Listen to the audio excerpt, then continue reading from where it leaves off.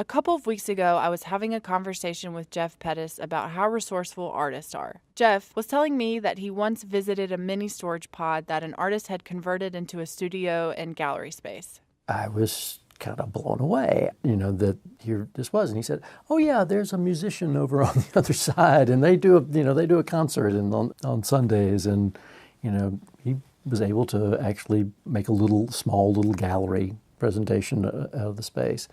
And there are many examples of artists working in restricted space and restricted circumstances and still being able to somehow figure out a way of expressing their ideas. Jeff would know.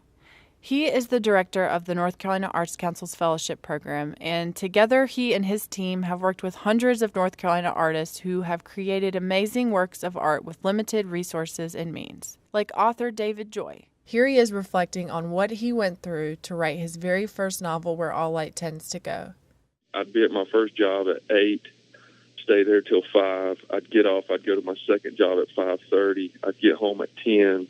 I'd eat, and I'd start working about 10:30, and I'd work till 4 in the morning. And I did that until the book was done because I felt compelled to do so. I needed to tell a story, and that was the only time I had. David ended up quitting both those jobs when he signed a multi-novel book deal that included Where All Light Tends to Go. With a modest advance in hand, David had 7 months to create his second novel that he'd yet to write a single word for. And it was around that time that he applied for the North Carolina Arts Council's fellowship. Receiving the fellowship in 2016 was a game changer. It's one thing to say, I want to be a full-time writer. It's another thing to try and keep yourself fed and keep the lights on while you're pursuing that. And so, looking back, I think that's the major way that fellowship helped me. It helped me keep the lights on. The amount of time and dedication that it takes to put in the work to create a good book takes absolute focus. What fellowships allow is for an artist to put all of that focus into the work. You look at the work that these fellowships are funding, and the reality is it wouldn't happen without it, because otherwise you'd have to do something else. At the end of the day, I'm not going to go homeless because I couldn't make it work. David is one of hundreds of artists who've received the North Carolina Arts Council's fellowship. Created in 1980, the program makes $10,000 awards to artists in 10 different art forms to support their creative development and encourage new work. But it does more than that. And on today's episode of Arts Across NC, we're going to talk about how.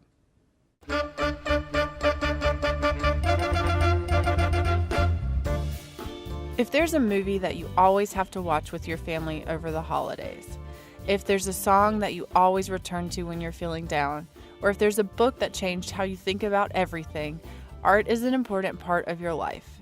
We all want it when we need it, and yet we don't often think about what it took to make it. As much as we may admire what we see or experience, or even what we imagine an artist's life to be, it's not that easy to be an artist.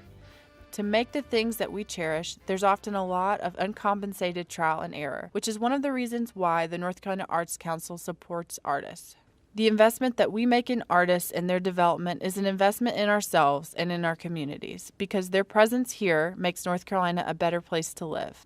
Here's Jeff again. Actually focusing attention on artists and the value that they bring to the larger community, to the roles that they have as interpreters, as expressors of things, is something that we think we can give to them because they give so much back to us. Fellowships are available for artists in 10 different disciplines. Artists apply, and a diverse panel of artists and arts professionals in that discipline determine who receives the fellowship.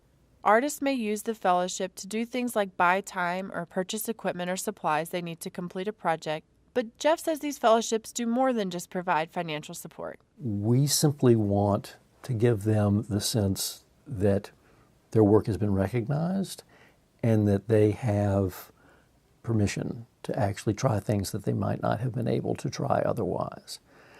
And that point is actually, clearly the money is useful, and we're thrilled to be able to give what we are able to give.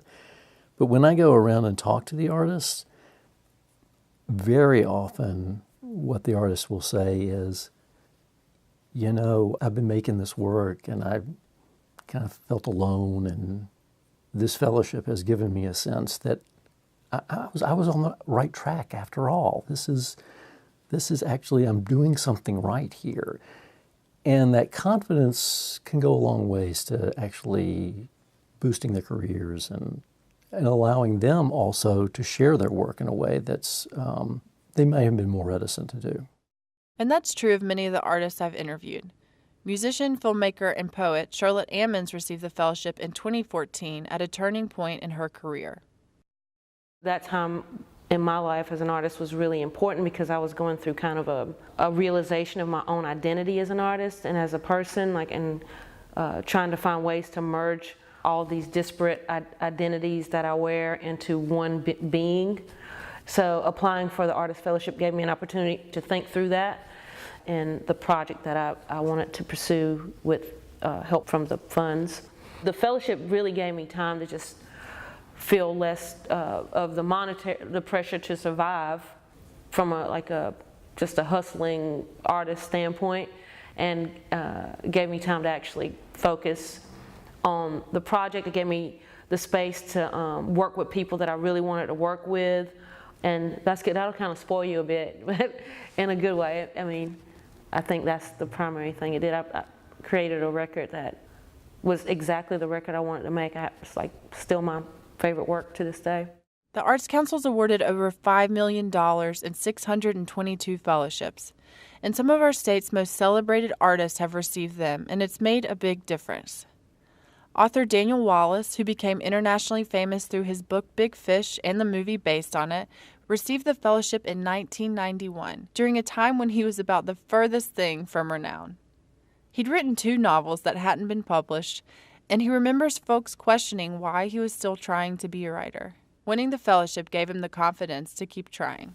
The grant that I received was a lifeline in a way, and once you remove these sorts of possibility, it shrinks your world. It makes you feel like you're doing something that's not quite as important as it is. It's not respected, it's not worthy.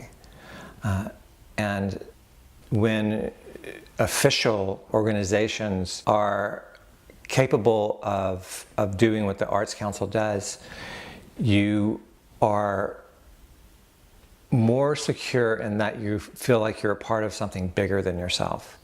That what you're doing is important because they feel like what you're doing is important. That's really powerful.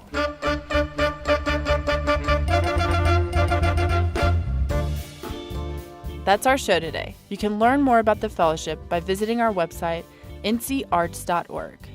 Thank you for listening to Arts Across NC, a podcast by and about the North Carolina Arts Council.